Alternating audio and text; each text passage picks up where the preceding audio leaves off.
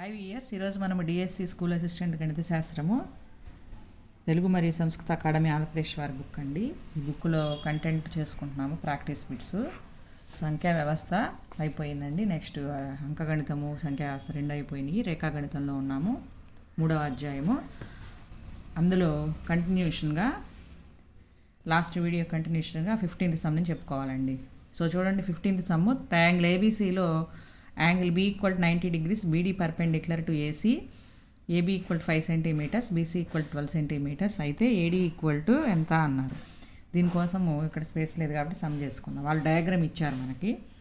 So దాని నుంచి మనం ఇక్కడ వేసుకొని డయాగ్రామ్ ఇంకోసారి BD² = BC² -CD² అండి. ఎందుకని ఇక్కడ ట్రయాంగిల్ రైట్ యాంగిల్ ఉంది కాబట్టి BD² ఇది ఒక కర్ణము స్క్వేర్ ఈక్వల్ భుజము స్క్వేర్ ప్లస్ భుజము స్క్వేర్ పైథాగరస్ థీరం ప్రకారం BD² కర్ణము స్క్వేర్ మైనస్ భుజము స్క్వేర్ కాబట్టి BC² -CD² అండి ఫస్ట్ ఈక్వేషన్. అట్లాగే BD² ఇటువైపు ట్రయాంగిల్ తీసుకుంటే AB² -AD² second equation. From 1 and 2 LHSలు ఈక్వల్ కాబట్టి RHSలు ఈక్వల్ చేసామండి. తర్వాత BC అంటే 12 అని ఇచ్చారు వాళ్ళే, 12² CD మీన్స్ సపోజ్ ఇక్కడ నువ్వు మొత్తం మనకి 13 అవుతుంది. ఎందుకంటే 5, 12 ఇచ్చినప్పుడు ఆటోమేటిక్గా హైపోటెన్యూస్ అనేది 13 అవుతుంది. సో ఇది ఒకటి x అనుకుంటే ఈ పార్ట్ ఇది 13 - x అవుతుందండి. సో మనకు అప్పుడు CD అనేది 13 - x² = 25 - AB మీన్స్ 25 వాళ్ళు ఇచ్చారు 5²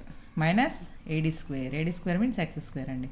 దీన్ని సాల్వ్ చేసుకుంటే మనకి x = 25/13 వస్తుందండి. సో ఈ విధంగా సాల్వ్ చేసుకోవాలి. ఈక్వేషన్ తెప్పించుకొని ఫ్యాక్టరైజేషను అవసరమైన చోట ఫ్యాక్టరైజేషన్ చేసుకుంటాం, లేకపోతే ఇట్లా ఈ విధంగా మైనస్ లోపల పంపించేస్తే క్యాన్సిల్ చేసేసి చేసుకోవాలండి. ఈ విధంగా మనకి 25/13 వస్తుందండి. So answer 25/13. Next 16th some వచ్చేసి ట్రయాంగిల్ ఏబీసీలో యాంగిల్ B = 90 degrees, AB మధ్య బిందువు P మరియు BC మధ్య బిందువు Q అయితే ఈ క్రింది వానిలో అసత్యమైనది అన్నారండి. ఇది కొంచెం షార్ట్ కట్ వేలో ఆలోచిస్తే ఇవి మూడు ఒకే విధంగా ఉన్నాయి. 1, 2, 3 ఇది ఒకటే డిఫరెంట్గా ఉంది కాబట్టి ఇదే అవుతుందండి ఫాల్స్ అనేది. కాబట్టి ఇది ఆన్సర్ డైరెక్ట్గా పెట్టేయచ్చు. చేసుకుంటే మన టైం వేస్ట్ అవుతుందండి. అందుకని ఈ విధంగా కొన్ని బిట్లు చూసి పెట్టేయచ్చు. నెక్స్ట్ ట్రయాంగిల్ ABC ఒక సంబాహు త్రిభుజము. ఇందులో AB = AC = BC. భూమి BCను D త్రిదాకరిస్తుంది అయితే AD² ఎంత అన్నారు. దీనికి కూడా సమ్ చేసుకోవాలండి. సో ఈ విధంగా మనము ABC ట్రయాంగిల్ వేసుకొని అందులో AE అనేది మధ్యగత రేఖ, AD అనేది ఇక్కడ AB, BC, CA అనేది 3 సమానం కాబట్టి ఇది సంబాహు త్రిభుజం అవుతుంది. భూమి BCని D అనే బిందువు మాత్రమే త్రిదాకరిస్తుంది అంటే 3:1. BD అనేది BCలో 1/3 పార్ట్ ఉంటుందండి. సో BD = 1/3 BC అండి. సో దాని ప్రకారం చేసుకుంటే మనకి BD = 1/3 BC, BE అనేది ½ BC అవుతుందండి. నెక్స్ట్ AD² = ADE అనేది ట్రయాంగిల్ రైట్ యాంగిల్ ట్రయాంగిల్ కాబట్టి AD² = AE² + DE² అండి. AE మీన్స్ ½ 1√3/2 BC అండి. ఎందుకంటే సంబాహు త్రిభుజం ఎత్తు కాబట్టి √3/2 A అంటే మనము ఏ సైడ్ అయినా తీసుకోవచ్చు, BC తీసుకున్నాం ఇక్కడ. ప్లస్ DE మీన్స్ DE అనేది BEలో నుంచి BD తీసేస్తే వస్తుందండి. సో ఆ విధంగా వేసాము. చేస్తే మనకి BE మీన్స్ ½ BC వేసుకున్నాము, BD మీన్స్ 1/3 BC వేసుకున్నాము. క్యాలిక్యులేషన్ చేసుకుంటే మనకి 28 BC²/36 వస్తుందండి. ఈ విధంగా క్రాస్ మల్టిప్లికేషన్ చేసుకుంటే AD² = 7/9 BC² అవుతుందండి.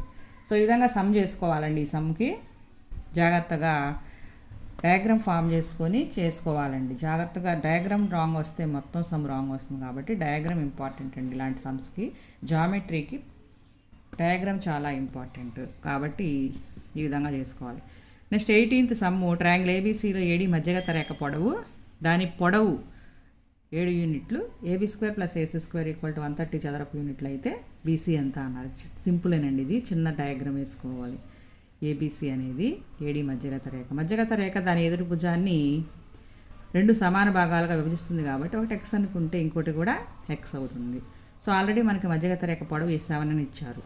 సో అప్పుడు AB² + AC² కనుక్కుందాము. AB² + AC² is equal to ఇది కూడా ఎక్స్ అవుతుంది, ఇది కూడా ఎక్స్ అవుతుంది. కాబట్టి 2x² + 98 వస్తుందండి.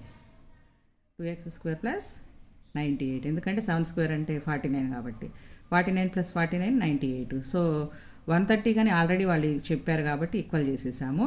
దాని నుంచి ఎక్స్ వాల్యూ 4 వచ్చింది. కానీ మనకి బీసీ కావాలి. బీసీ అంటే x + x, 4 + 4 8 అవుతుందండి. సో ఈ విధంగా చేసుకుంటామండి దీనికి. నెక్స్ట్ 6 మీటర్లు 11 మీటర్లు పొడవు గల స్తంభాలు ఒక చదునైన నేలపై కలవు.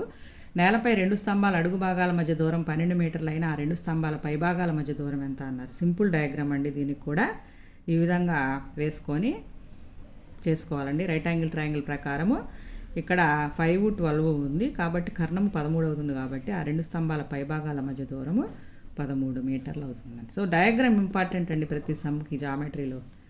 ఒక చతురస్రము ఒక సమబాహు త్రిభుజం యొక్క భుజాలు సమానమైతే వాటి వైశాల్యాల నిష్పత్తి డిఎస్సి 2012లో ఇచ్చారండి. సో సపోజ్ ఇప్పుడు భుజం పొడవు ఏ అనుకుంటే చతురస్ర వైశాల్యం A², భుజము స్క్వేర్ కాబట్టి సమబాహు త్రిభుజ వైశాల్యం √3/4 A². అవి 2 నిష్పత్తి కడితే 4:3 వస్తుందండి. నెక్స్ట్ ఒక బహుభుజిలో కనీసం ఒక కోణం 2 లంబ కోణాల కంటే పెద్దగా ఉన్నచో దాన్ని ఇలా పిలుస్తారు. ఇది ఇంపార్టెంట్ పాయింట్ అండి. పుటాకార బహుభుజి గుర్తుపెట్టుకోవాలండి. ఒక బహుభుజిలో కనీసం ఒక కోణం 2 లంబ కోణాల కంటే పెద్దగా ఉండొచ్చు, అంటే 90, 180 కంటే పెద్దగా ఉండొచ్చు. దాన్ని పుటాకార బహుభుజి అంటారండి. Thank you.